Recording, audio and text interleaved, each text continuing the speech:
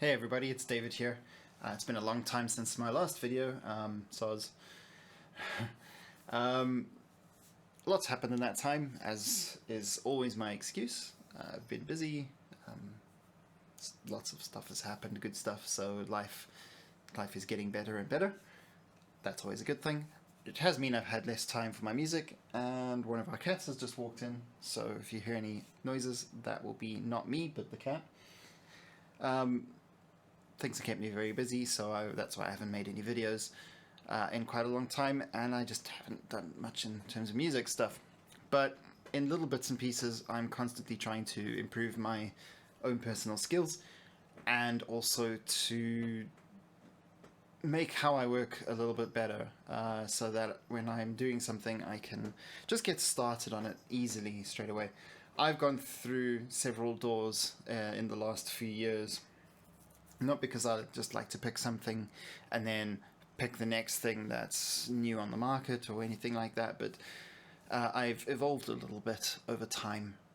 I started off on a illegal version of it was Fruity Loops at the time. It's since changed to FL Studio, of course, and that's pretty much the starter for pretty much every modern bedroom producer these days. And that was fine. I sort of learned some things on there. I made some very bad, very embarrassing tracks on that. Um, Nothing to write home about, of course, but it was a start.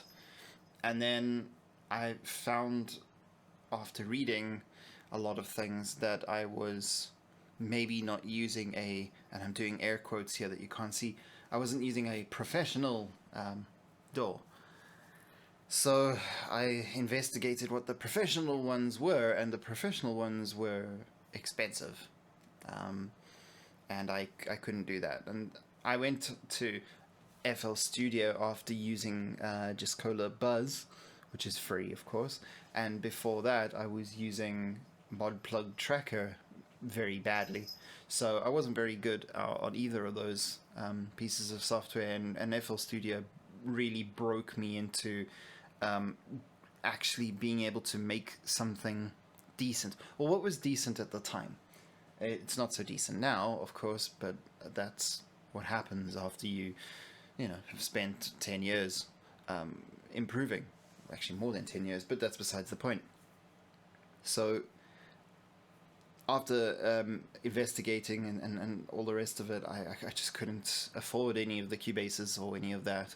I could barely afford to buy food for the month, let alone spend it on computer software. And I discovered Reaper, and I spent what was a moderately small amount of money at the time using Reaper, on Reaper. And I bought a license after exploiting the demo period for quite a long time. I saved up and bought the license, which was very reasonably priced. And I genuinely enjoyed working with it because I enjoyed being able to customize it. I put all the buttons where I wanted to, and I made it everything that I needed it to be. Except that I didn't really make anything on it. I spent a lot of time learning how to use it, and I spent a lot of time customizing it to be perfect for nothing, because I found that I didn't enjoy using it as much afterwards. I enjoyed the act of customizing it, but I didn't make anything particularly good. Now, that's not to say that Reaper isn't good, because it is. It's very flexible, and it's very powerful, and the footprint is so small on the computer. It's just amazing. So it's a great piece of software, but I found myself highly uninspired by it. And just when you wanted to root this, and it was all powerful, it was all there, but it just wasn't flowing. It just wasn't flowing for me, and that sounds like such a first world problem, but it wasn't working for me. So, c'est la vie. As you can see, still have it down there. It's in case I want to explore any of the old projects. It hasn't happened yet, but yeah. it's there. It probably won't work if I even try to open it because all the settings won't be there and all the VSTs and stuff like that. It won't know what to do. Will fall over. Then I left FL when it was version 7, I think. I moved on to Reaper. I started off on Fruity Loops 4. I came back to Fruity Loops after trying a demo of it again to sort of familiarize myself with it and thinking that its workflow was creative. I did find that I could be creative very quickly with it. And I found it easier to use and less fiddly back in the day. And so I decided to give it a try again and to see what had changed, because I had read and heard that it had improved a lot. And it had. It really, really had. I went back to it on, I think it was FL 11? Yes, I think it was FL 11. And I was instantly impressed. It worked very nicely for me, and I found myself being having a far easier time getting started on a project or something like that. But I always found that I had to, and even this was the case with Reaper as well, that I had to just set everything up first just the way I like it. Not because I'm OCD or anything, but because when an idea comes to my mind, of course, I don't want to be digging around for a piece of software like a synth or something like that to start recording something, or to even just test out a melody. I'd like to have something ready to go. So while I'm aware you can do that in Reaper as well, it's a little bit and in FL I found that it was great because I could start it up and it would just load up the basic template thing, so I could just fire it up and it was quick. I like that. As I started using it, and I did several projects in it, several remixes and whatnot, and I did enjoy using it, but the little frustrations of what I was experiencing, the frustration of the experience of building a track and dealing with little things became frustrating. It just became frustrating in FL sometimes. Little things that I wanted to do, I can't even tell you what they are now, which is quite sad. But they're quite insignificant, but they bothered me a lot. Things like automation clips were good, they were nice, but I also had some issues with them. The change from FL 11 to FL 12 was actually really, really nice. I loved it. I got so psyched by the new look and all the rest of it. I'm quite a visual person, so I appreciate when something looks nice. And that's why my tracks over here are in different colors already, because that looks nice and it's organized and I can instantly see what's going on, which is the whole purpose of that. But I started, as my tracks got more and more complex, I can see the power of FL Studio. I can see how easy it is to pick up and to just go and to run something and get ideas from your brain onto the keyboard very quickly.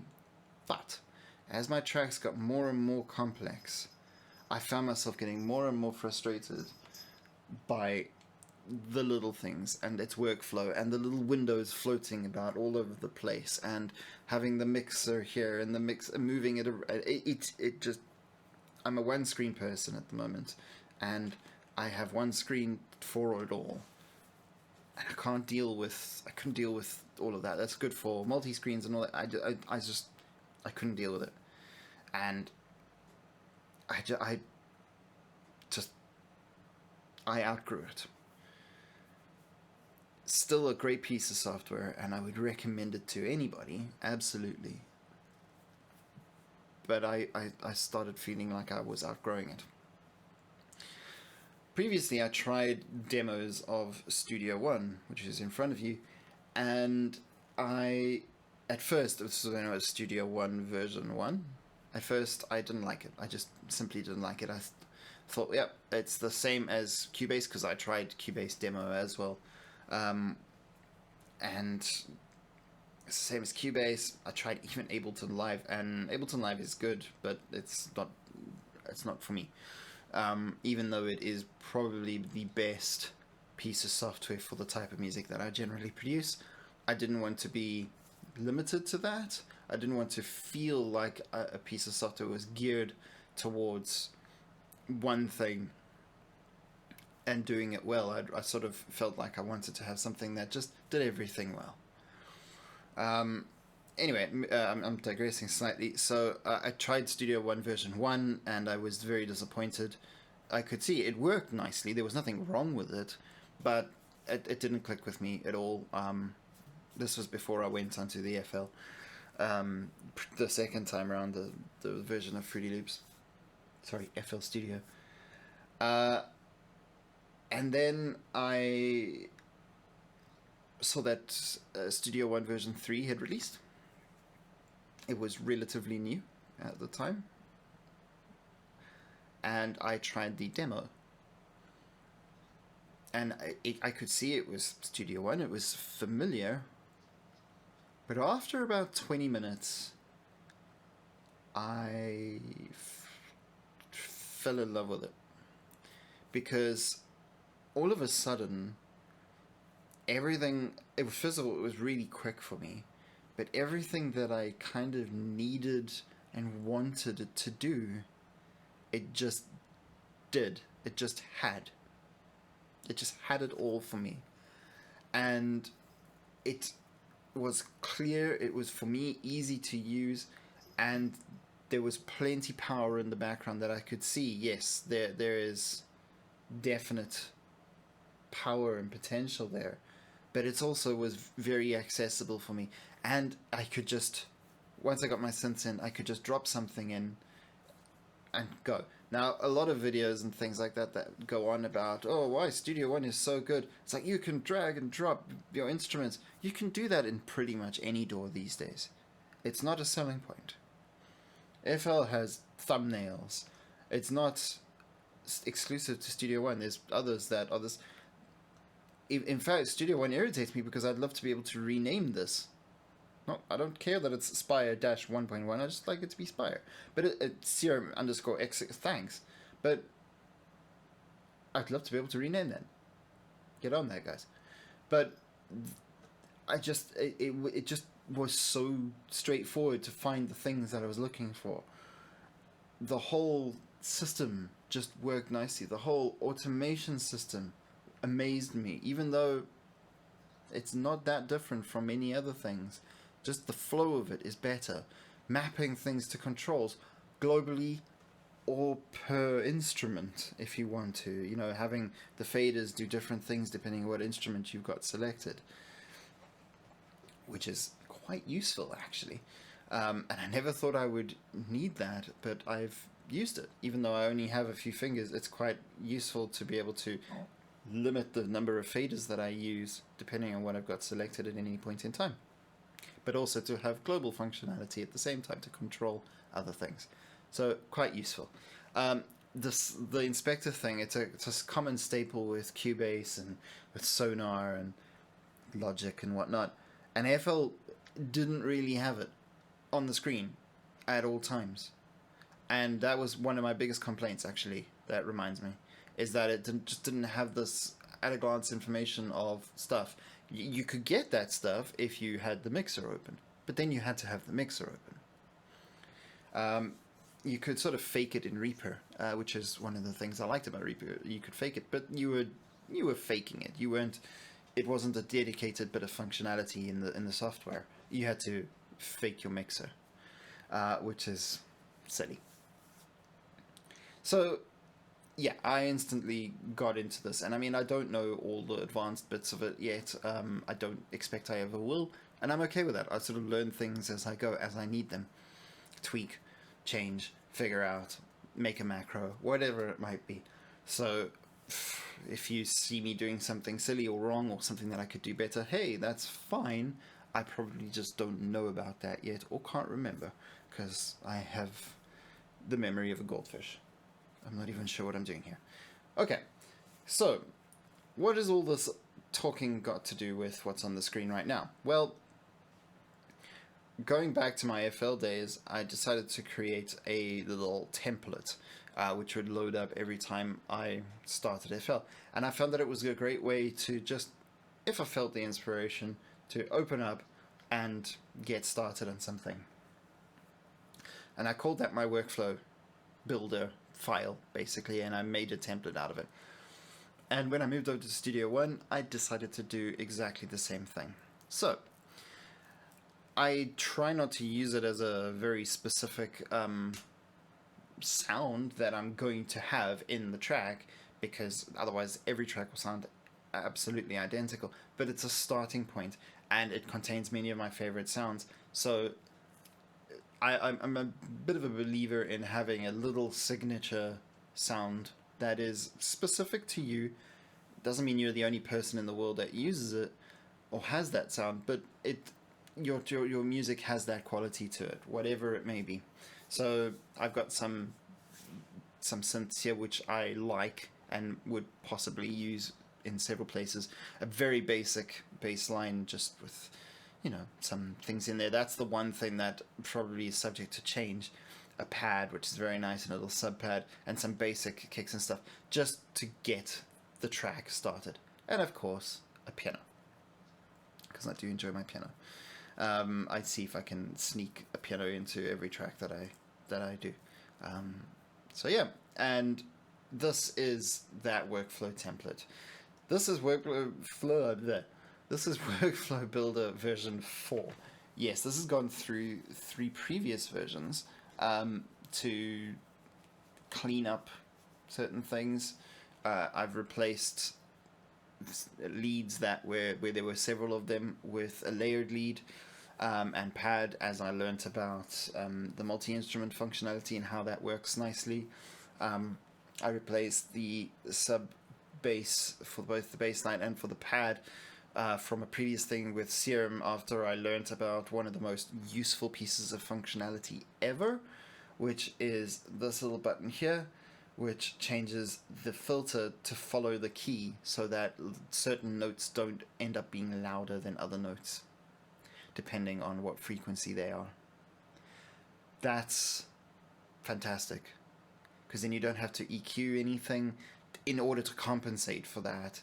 You just play, and it keeps the volume pretty much level no matter what note you play. Obviously there's perceived hearing as well, which is different, and some notes are more difficult to hear. You know, for example, the lower you go, the softer it seems, but technically it isn't really any softer at all. It all is level. So that's very useful and very helpful, and doing some sort of little basic volume leveling and all the rest of it. So there's possibly better ways of doing all of this, and and rerouting a few things.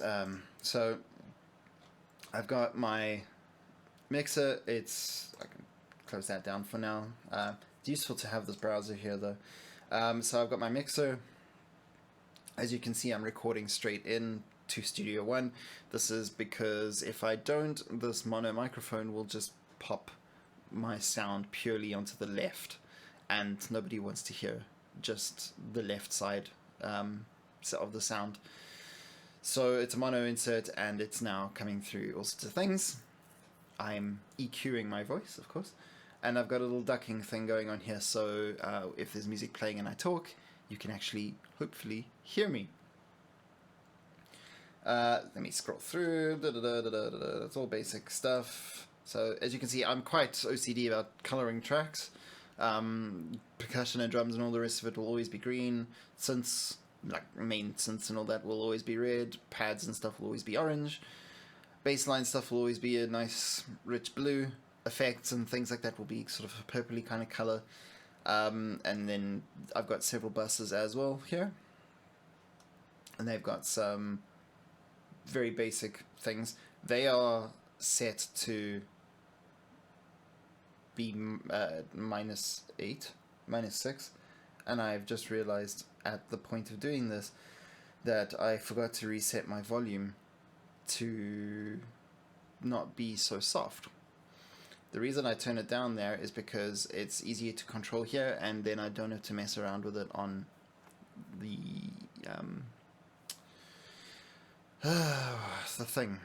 the Sapphire. That's the one, which is the volume control, the amplifier thingy, whatever, the audio thing.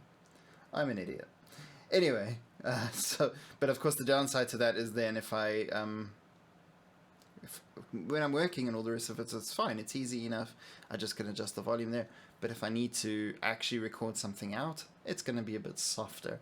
So I will probably boost the volume in editing or something like that. But yeah, I'll just leave it like this so that there's no inconsistency. This should be at 0 dB. These guys are at -6. That's where my headroom comes from. But it also, again, gives me a little bit of extra flexibility to work with if I need to. So I'm not just setting my master bus down to -6. I'm actually setting any bus that comes into that lower down as well. Gives me just lots of flexibility. So yeah, that's it. This is the most basic little thing in the world. So I'll just go through what we've got here. I will mute everything except the piano. So of course we've got a piano.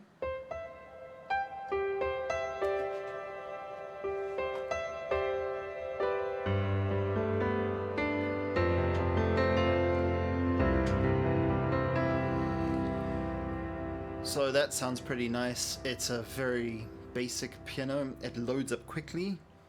It's the Kawaii X Pro from Acoustic Samples. It's a really beautiful piano sound, actually. I do have better ones. I say better very, very loosely because that's highly subjective. Some sounds just work better with others. But for the purposes of this workflow thing, having something that loads quite quickly is very important. So this is the thing. I haven't messed about with the settings too much in that. It's got a compressor attached to it. The compressor is heavily compressing it. Without the compressor, it's very soft.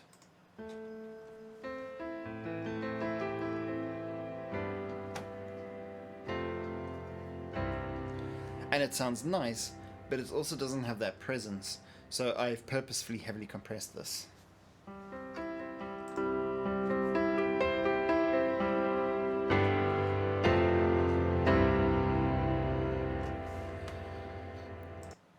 There's also a ridiculous amount of reverb on it, using Wave's TrueVerb. Just to point out the compressor settings, it's fairly heavily compressed. I beef up the input and just make sure that it's, that it gets a little bit of strength. And then just some ridiculously long reverb. So that's the piano. I tend to use piano quite a lot. I like the idea of sort of these higher notes octaved into something, so something can be playing in the background, then you'll just hear random piano stabs like this.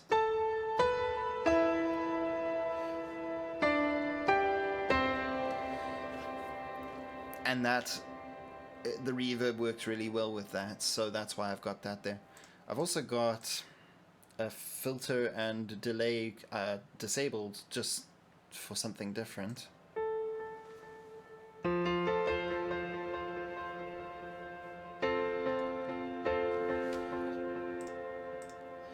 The filter doesn't really do anything at the moment, but if I turn it on, you'll hear the effect quite easily.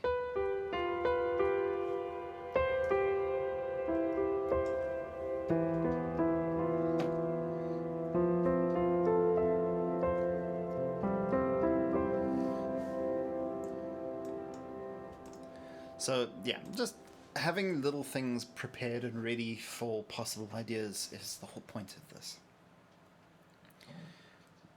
I've also got some drums, just very basic, simple 4/4 trance type drums. This is built in my version 1 of my default Studio One kit. So I don't use all the same percussion all the time, but this is my go-to and I'll chop and change things as I see fit. If something doesn't sound quite right, I'll change it. But it's the basic things that you'd expect. So they're all color-coded, of course. And as you can hear, they all sound kind of different. There are versions of this that are like filtered in some way, so that I don't have to add additional filters or anything like that if I want to get or start the track off with a filtered version of a kick. So this is a filtered version of this.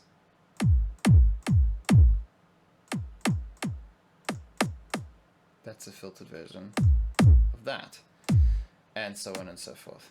There's only 4 of them because those are sort of the main ones. Then I have a few other utility ones. Closed hats, as you can hear. These colors correspond with mixer channels that they are pushed out to as well. So these things will get routed differently depending on what their color is here. So like kick 1 will be these kicks, and then that's kick 1 still, and this will be kick 2. There you go. See, I haven't made a mistake. This will be closed hats 1, this will be closed hats 2, this will be closed hats 3. So I can apply different bits of processing and all the rest of it without having to worry about routing any of this. And I've got 3 closed hats sound channels, effectively. Open hats 1 and 2, claps, crash cymbal. So that's got a little delay on it. That's a homage to one of my favorite producers of the last few years, and he does that with, or he used to, I don't know if he still does, I haven't heard anything from him recently, but that was something that I used to look forward to in that track, and it's just the most simple little thing, but just the way it works in his tracks inspired me. And some people would call it stealing. I don't. I'm not stealing their idea. It's just a delay. It just sounds nice, and I think that if something sounds nice, you should use it. So, but he did it before me, so I'm paying homage to that. So some random sound effects, percussion-y type things, reverb claps and things like that. Some snares, some ride cymbals. So there's a lot of percussion here. Whoops. Let's try that again. So there's a lot of, I've been clicking those things. A lot of percussion here going on. I can close that now.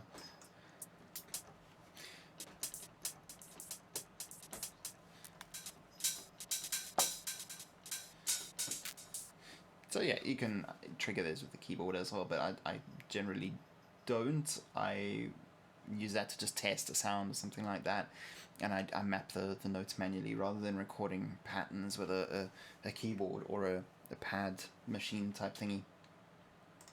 So that controls all the percussion as a bass line. It's just a single instance of battery, and it's just got all the samples in it already. If I need more, obviously I can add more. There's a reverse crash here, which isn't part of that little rig, and that's just the sound. So, you know, there isn't much to this. It's just a simple 4 to the floor. So nothing fancy going on there. On the kick track, on the kick track, we've got an R bass to just beef up the kick a little bit. It's not always super easy to hear in a track, but it does make a difference. I'll give you an example.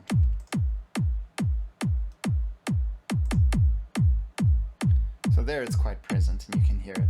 So it just beefs it up a little bit.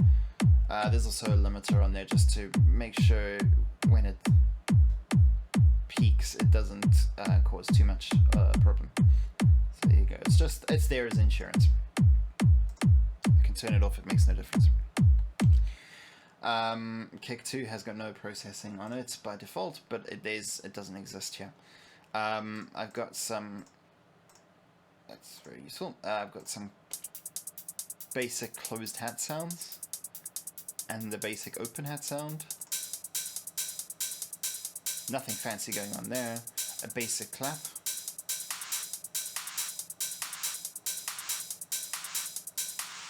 So that's that really, and then that ties in with the kick like this.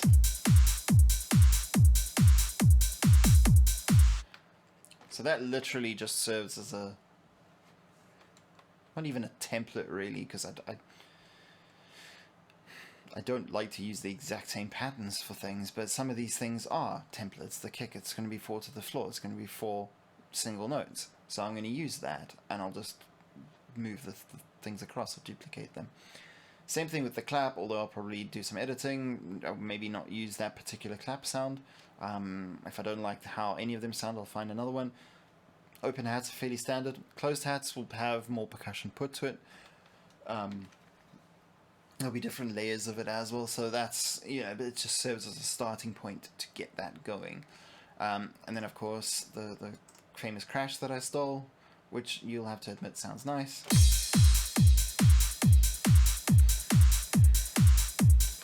So it's simple as that. And it has a nice long reverb tail. Muting all that, there's a reverse crash as hell, but we won't deal with that right now. I'll move on to the bassline. So I've got 3 very basic bassline things set up. I will start off with bassline 1. All of these, I did this individually so I could adjust the shape, but I could put this on the bus. I decided not to. I've done that for the pads, but not for this, so that I could shape them individually. So this is just one bassline.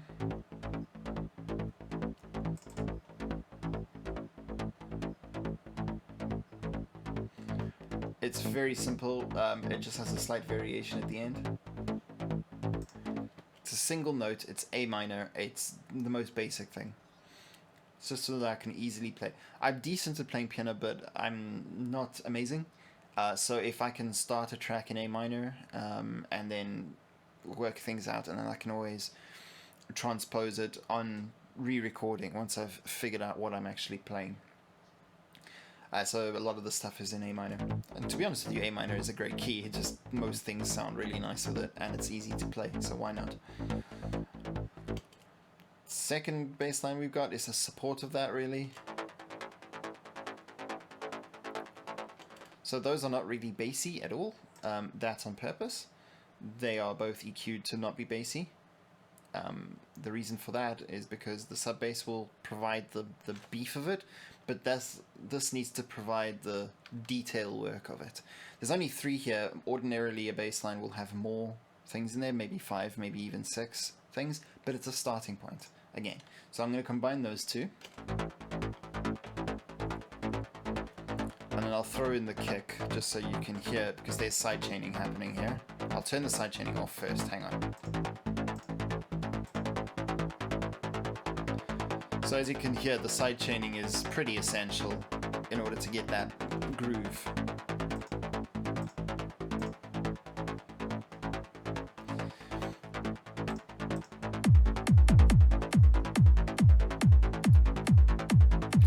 So this is without sub bass right now, so there's no real meat in the bass, but that will come through in a little bit.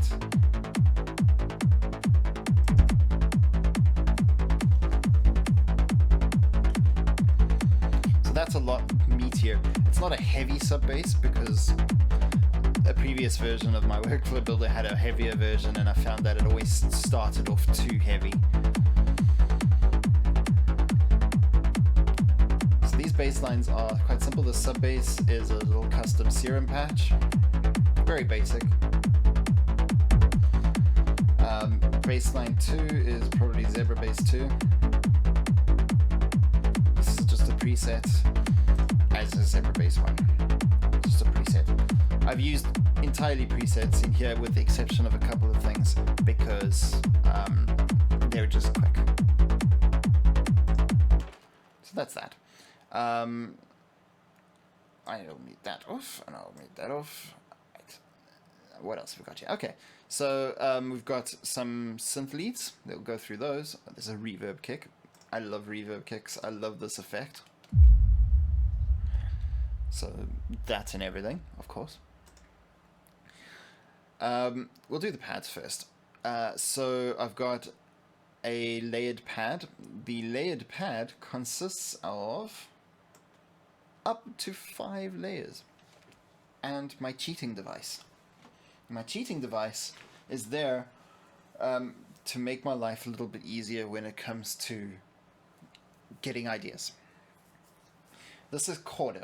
This is something that I really, really liked about Studio One. Chord allows you to map notes to single notes. So you can play entire chord sequences and segments by pressing a single note. Of course, it helps if you know what the best sounding chords are. I discovered this preset, which is it just comes with Chord. It's one of the main presets. It's called Rock Chord Group 1. But the chords themselves actually sound genuinely very, very nice. And very trancey, I will say. Very sort of uplifting kinds of chords. Really sounds very nice. So it's just white notes. It's very basic. I do have a basic trance version for myself, which is mostly minor key. It's actually in 2 groupings. There's minor keys and major keys, depending on which octave you choose. And it's also quite nice as a starting point, but it's a little bit more basic. This chord set just is really, really nice. It's really small and really simple, but it's very nice. So this is my cheating device. When I'm actually doing the work, I will turn that off, and I will actually map the chords and stuff manually, because A, that's how I get better at it, and B, it gives me a little bit more control. Changing one note of the chord, for example. You can't do that if you've got Chord on. Excuse me. But it serves as a my phone. But it serves as a good starting point for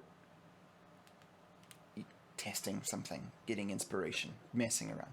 And because I tend to start working in A minor, it's quite convenient that these notes are all white notes, therefore A minor, C major, but they are mostly seemingly minor chords.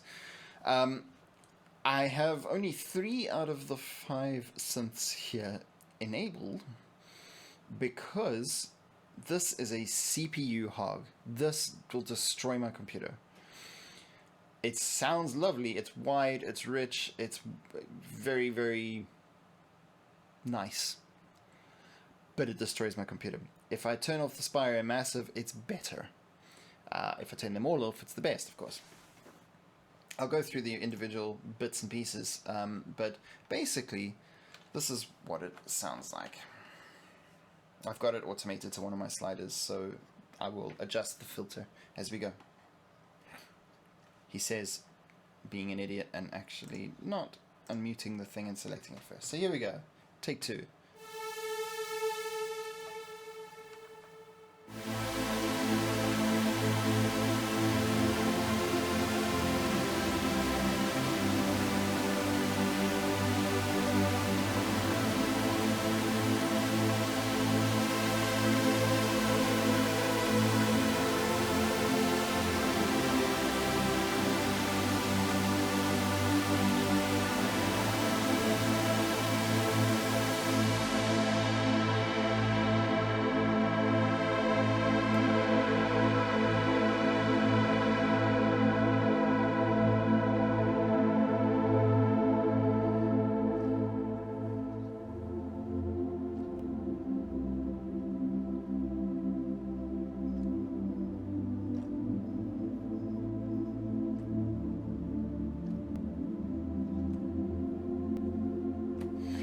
So yes, that's it without the extras. Now I'm using Odeus Audio Link Pro to record this, so it has a tendency to make things sound better. Like, it shouldn't be clicking. It might have clicked, and it might still click, because my computer just struggles with this. To be fair, I'm using low latency at the moment, and I could increase that, but then that makes performing very, very difficult. so I don't do that. And I sacrifice a little bit. So for me, that was clicking. For you, it might not have clicked. If I enable this, it will probably click for everybody and my computer will melt. It doesn't actually make a huge difference to the sound, which is quite interesting to me. The beef of this pad comes from this, the JP6K by Adam Szabo, which is just fantastic. And the width comes from Synthmaster 2, from a patch that I spent an awful lot of time trying to get right. And I was very, very proud of how it turned out. I'm not a Synthmaster 2 expert. If I had to open it right now and try to configure something, I would look like a complete lost sheep. But it's really, really powerful, and after about 5 hours of tweaking, I managed to get that sound. Massive is also using one of my patches. Silence is just using a preset. Spire is just using a preset, and JP6K is just using one of the basic presets that comes with it, and it sounds just sounds amazing.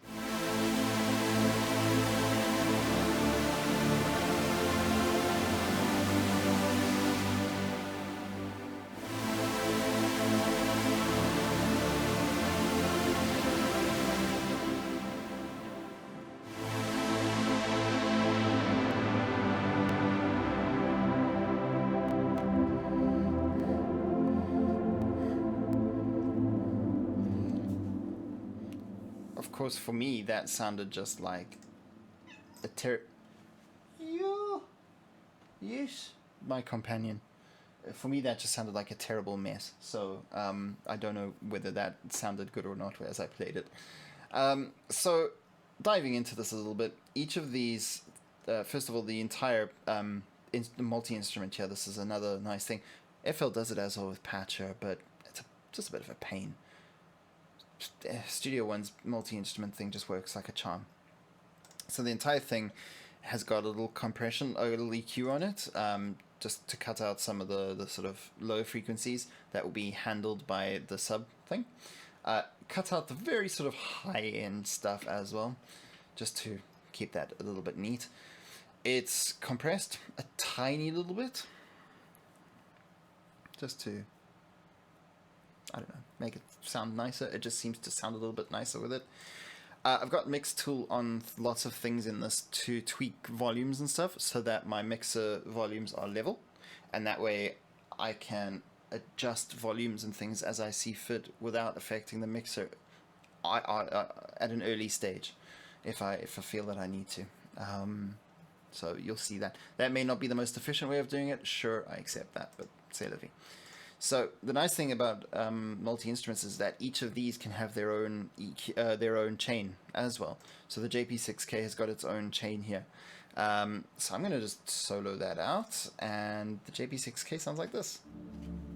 Well, it sounds like this.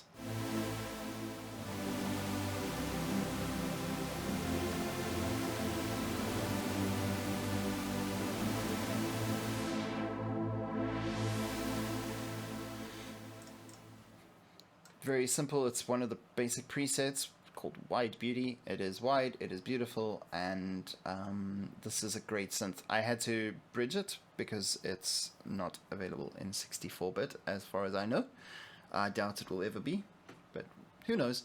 But shout out to Adam who made this. It's really, really lovely.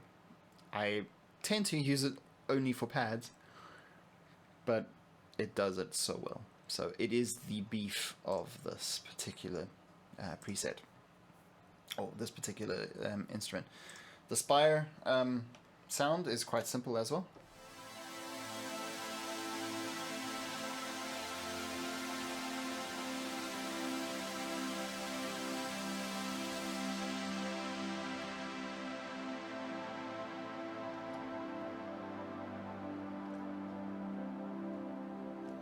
On its own, it would actually be quite beautiful as a little background type of sound, but it obviously doesn't have that much presence.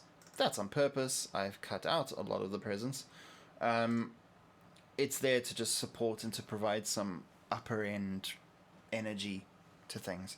As you can hear, it has a very long tail, so it just blends the sound together very nicely.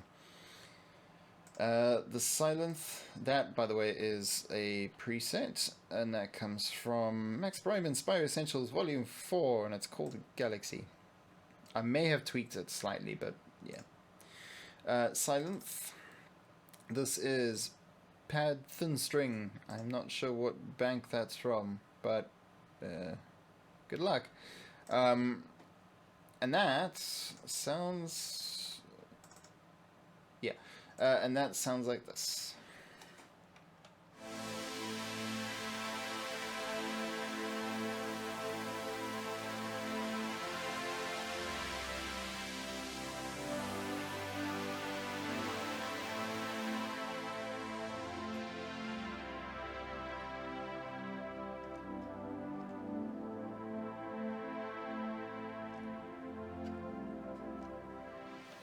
So that has some movement in it and some variety and variation. It's also quite cut quite high, but it is a thin string, and it's a very lovely sound on its own. It works very nicely with this Spire sound too.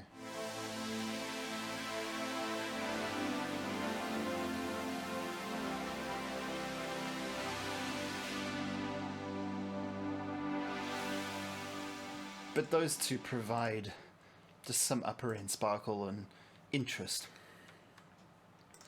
The Massive preset is one of mine, I believe. Yes, it is. It's from my as of yet incomplete and unreleased Massive sound set. And it is quite simple, really. It's just a simpler trance pad.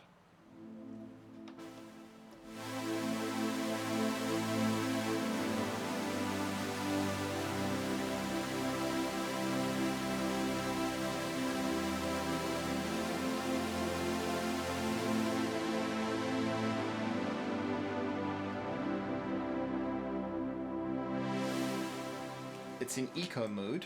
It sounds better when it's not in eco mode. But when it's... as you can see, it uses a lot of CPU, even when it's in eco mode, but it uses 4 times less in eco, so I'll take that. It's got some things which I generally don't touch very often, because that it just sounds its nicest there, but you can tweak it. And of course, the filter cutoff and all that is... use this as heavily reverbed, but all in all is a very simple little patch and Massive. And then the Synthmaster one, this is where I show my slight ignorance. But this one sounds quite nice too. Very interesting. This is the widest part of the synth.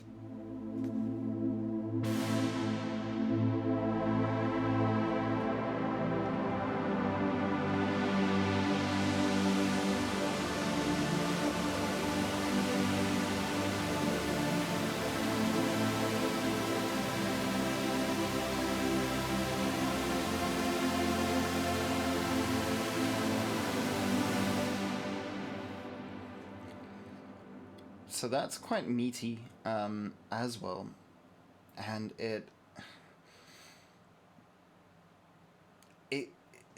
I can't quite describe what I was going for. I was trying to replicate a multi-pad type thing in a single synth. I wanted to see how close I could get to making it sound really, really great, and I struggled. And I failed ultimately, because I could never get it to sound quite like this. But after some tweaking and some changes, I ended up coming up with the synth that sounds like this. On its own, it doesn't sound particularly amazing, but I liked where it was going, and I decided to save it. And then I just tried to plug it into this, and it made the whole thing sound fantastic. And the nice part about it is I can change the character of this by just adjusting this detune curve over here. So have a listen.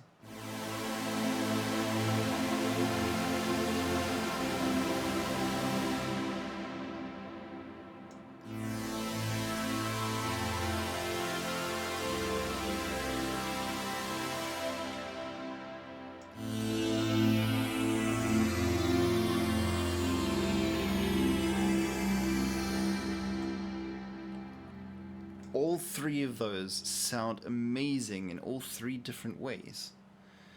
And I was blown away by that. And I just spent hours playing with different versions of this.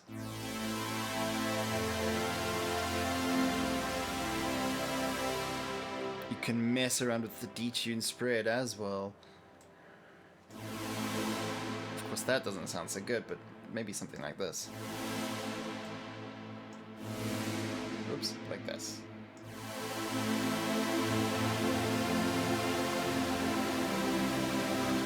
And you just get even more lushy wideness. But the problem is that on its own, it didn't sound quite as amazing. That's why I combined it. And then in combining it, I discovered that turning the detune spread down, not quite that much, and pushing the curve up,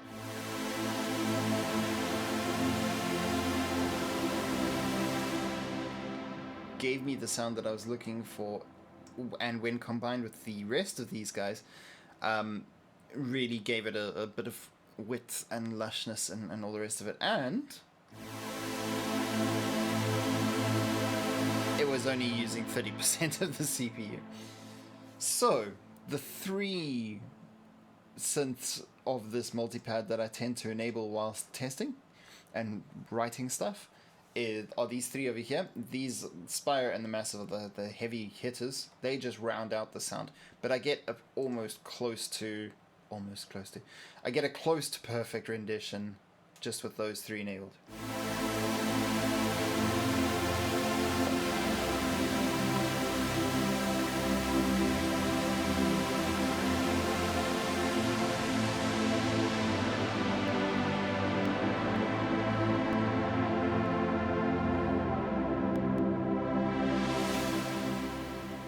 So that's really nice. Close that. So obviously that has been EQ'd and all that so that it's fairly mid-range and trebly. There's also a need for some bass. So that's where this comes in. This is the sub pad.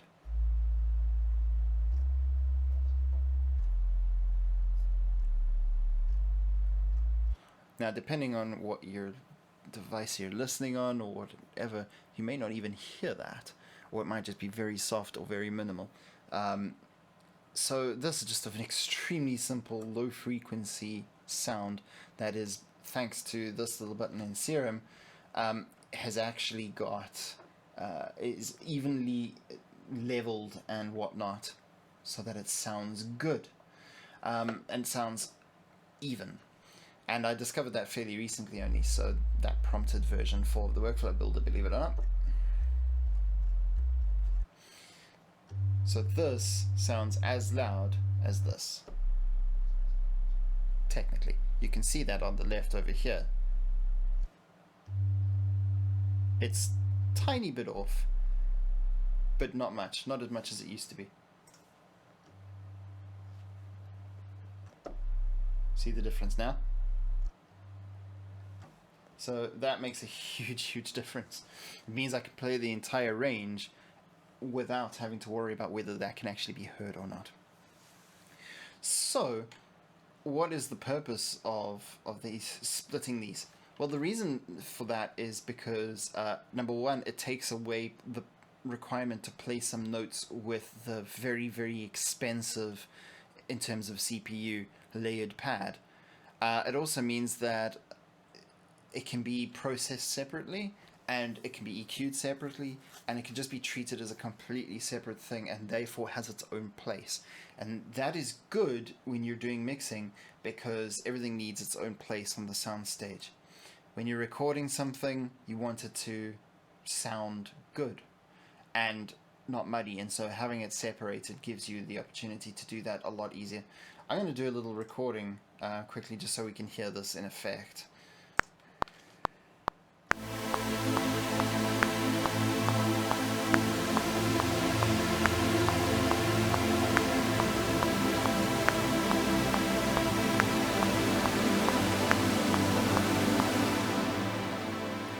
Okay. There's currently a bug in silence that makes it not do that. I believe that's been fixed, but I just haven't updated yet. I also haven't made a macro for this yet, but I intend to. So that's that, and then I'll just move that there. So that's now the correct size, and we can now duplicate that. Good. I'm silly, I should have just continued. Forgot that you can do that. So that's that. I'm going to go here quickly.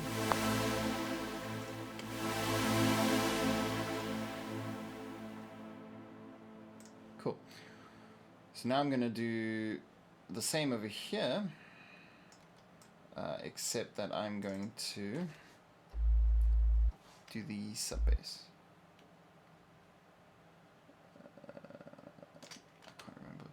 It's like that, okay. F, and then we'll go down to we'll go to the higher C, and then we'll go down to the G. I think that's what I did. Let's actually extend that out, and then we'll make that go down to the lower C. C sharp. There you go. So if I play that now without the sub bass on it, you'll hear how it sounds.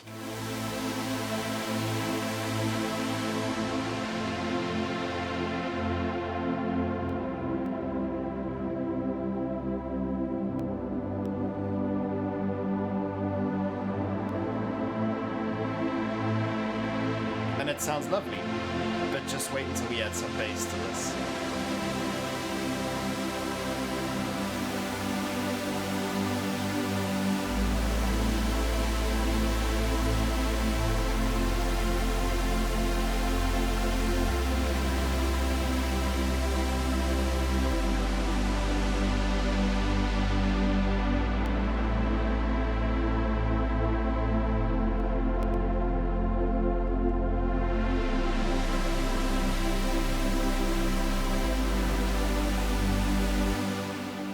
So as you can see how quick that was for me to actually just put that on paper, so to speak, and to actually make that entire thing. I mean, that's nothing fancy, of course not, but it's a pad and it's the sub pad for that, and it's there and it's ready to go and ready for me to experiment with some of my synths. So that's the pad and the sub pad. You saw me or heard me taking generous chances with the filtering there, using automation on my keyboard, which is already preset. Thank you, template. Right, so synths. There's 4 sort of basic synths that I've got preset here. I have an acid, because who doesn't like some acid? This is actually a self-made acid preset. I'm quite proud of that because I struggled for a while to actually get it to sound like I wanted it to. It's part of that mythical massive sound set. Pretty standard trance acid. Tweak the texture for a hint of dirtiness and hit that insanity knob to add some crazy. I don't know what I was thinking at the time. Anyway, so that's the insanity knob, that's the filter knob, that's the texture knob. I will just leave it as it is. But it sounds basically like an acid.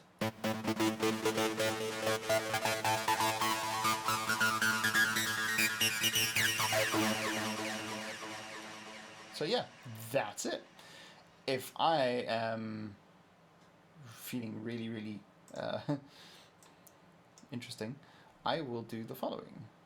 I will turn that on, and I will press play and mess this up royally. Here we go.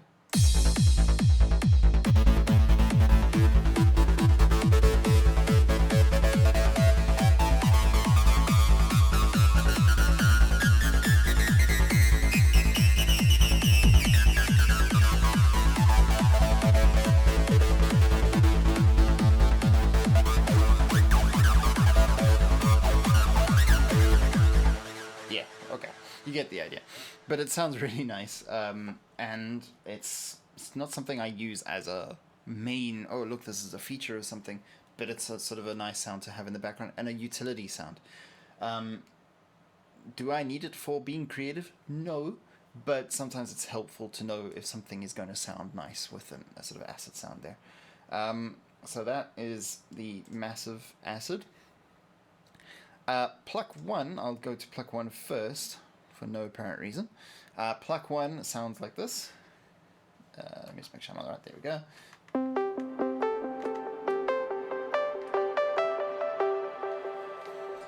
This is a Spire preset. It's from Temple 1, also one of my absolute favorite producers. He's so talented, it's ridiculous. Slightly tweaked for extra reverb and feedback and all the rest of it on the delay, but it's just a very simple little highlighty sound. Very nice to have during a pad line, maybe. Let's sort of vaguely test that.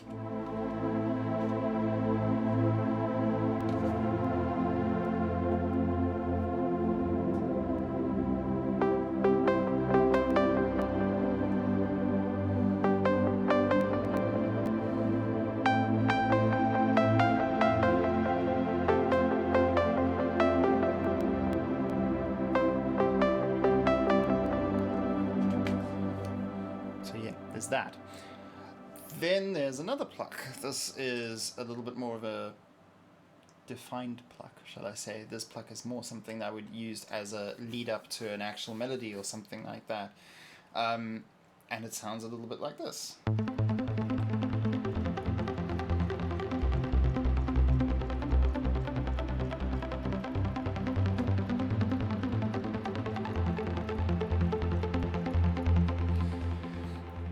Attached to the mod wheel is a filter.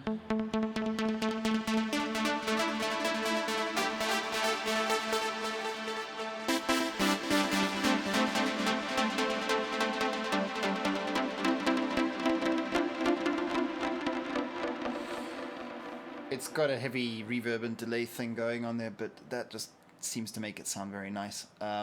So that's also good. Also good for sort of experimenting when you are working with a little pad line. You'll notice that I will refer to this little pad line throughout all of this because this is how I generally work. I'll come up with some chords, whether I use the GT device to do so or whether I do it myself, and I'll record a little bit of it and then I'll mess around with synths.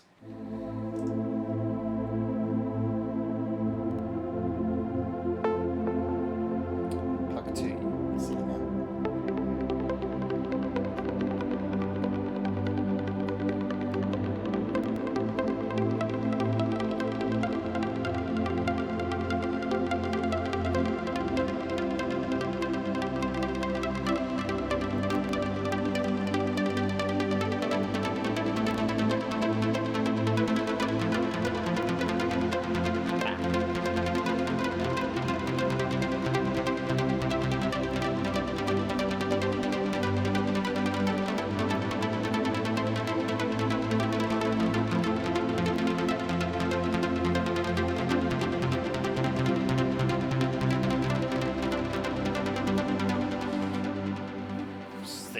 For example, I messed my fingers there a little bit, got them all mixed up, I forgot what I needed to play next.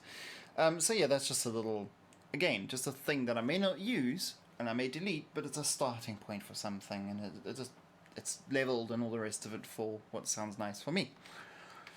Then we come on to the granddaddy of them all, layered lead. Layered lead is yet another multi-instrument. That's another reason why I like multi-instruments, being able to bind things. I'll explain this in a minute. So this is quite a bit simpler. This is 3 instances of Spire. This is a preset. What bank is this from? Factory Bank. Indeed. This is probably made by Adam Sabo as well. That's my guess anyway. Lead 2, Pluck Tranquility. That's actually the same pluck that is here. So yeah. You can see why I did that, hopefully. So you could use a simpler version of one of these sounds in here to lead up to this, if you really wanted to.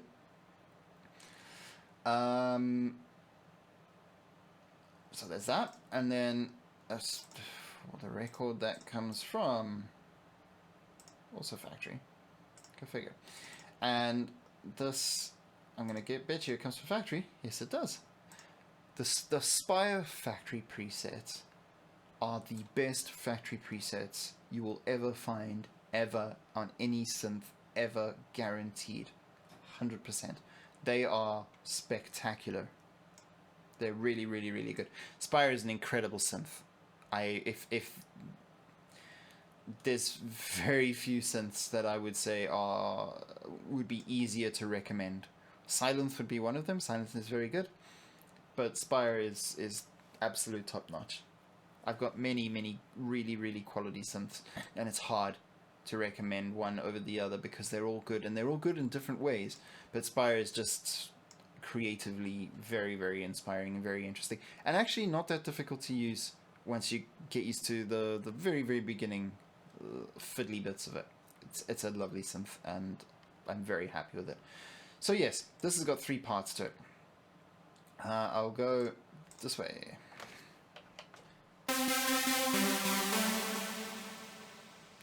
Let me play it in completeness first of all.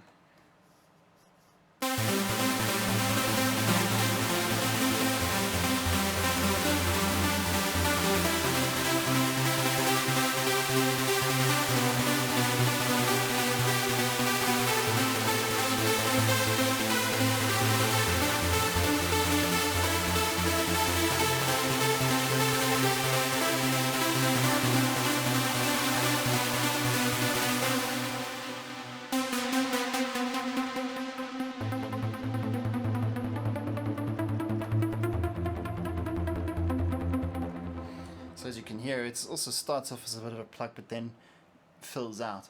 There's an interesting little effect that I managed to put on accidentally. I'm going to not claim credit for it because I don't know exactly how I did it, but listen to this.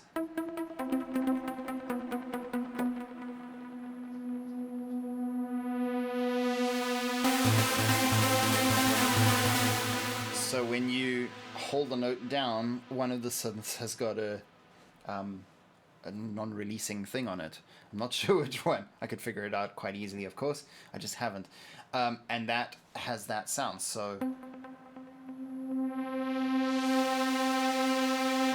it's just a very basic sound, but I can completely see the creative possibilities of that by holding a note down, filtering up very quickly on a particular section of a track, and then all of a sudden having it come in at full strength again.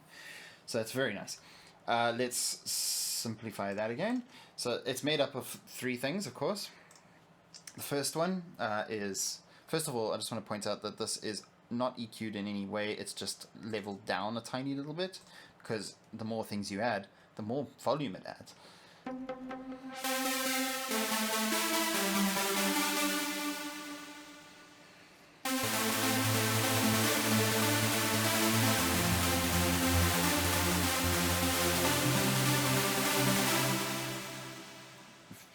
Simple saw lead.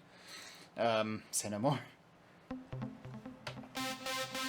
So this is the one, I assume that's... Yeah, there we go.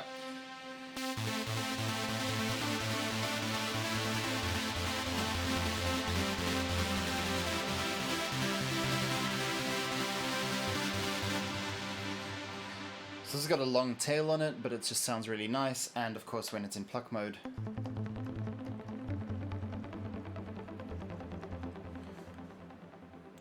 just lots of stuff happening in your ears when that is being played. It's quite soft, but it's meant to be sort of sitting in the background. And then Spire lead 4 over here, we skipped 3.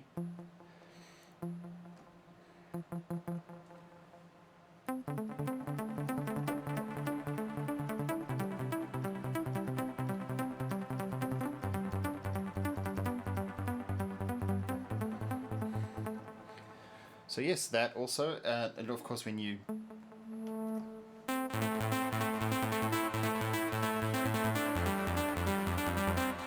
So that's at full filter volume, so when that actually is playing, that's providing the slight pluck sound that you hear to that layered lead. It makes sure that the sound doesn't blend into the next note too easily. So when you play it together,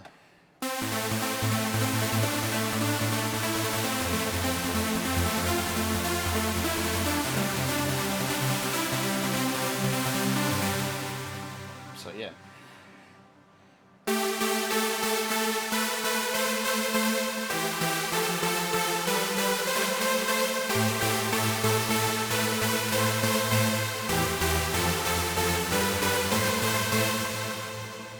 Just sounds very nice. And of course, it's a very common sound in electronic music, and pretty much a staple of the genre. So that's the main synth. And that, of course, is something that I like to use quite often. It's sort of my go-to kind of sound. And that just works for me. And of course, when it's all together, it just sounds excellent. So what I'm going to do is I'm just going to do a quick little... two things I'm going to do quickly. I'm going to show you this. This macro control. So this is controlled by one of the things on my MIDI keyboard, one of the sliders. And I could use all of these if I wanted to do different things. If I was feeling particularly creative, I could do that. But for now, just a basic filter cutoff will do.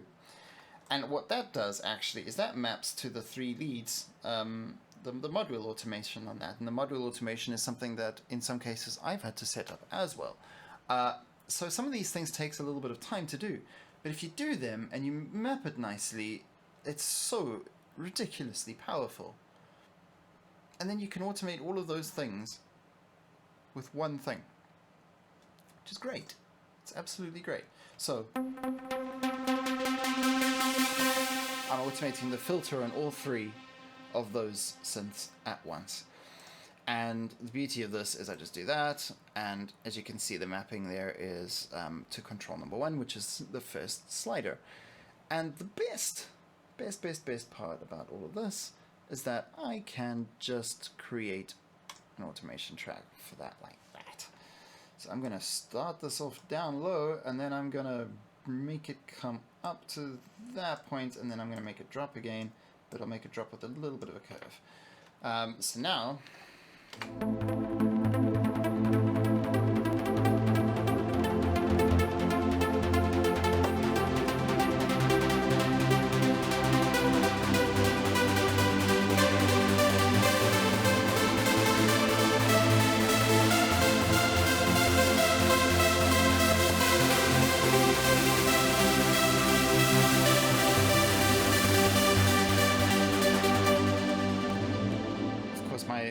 sense of timing was completely off there. But yes, that gives you just a little idea of how easy and wonderful that automation actually is, and it's so incredibly powerful. So yes, that is Studio One. That is my workflow. That is the reason why I went into Studio One in the first place. And yeah, I've got this magical piece of software which just works nicely for me. And even though when I load up this workflow and I just press play, all I hear is this.